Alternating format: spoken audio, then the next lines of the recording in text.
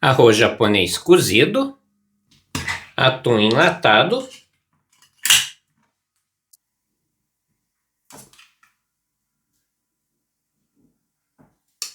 cebolinha, semente de gergelim,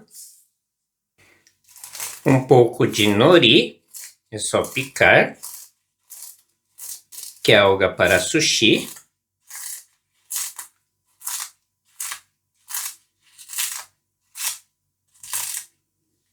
maionese, um pouquinho de óleo de gergelim torrado, só um pouquinho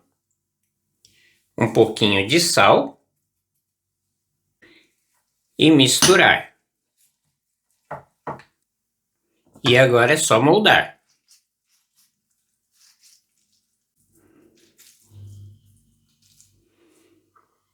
Um dos onigiris mais tradicionais do Japão.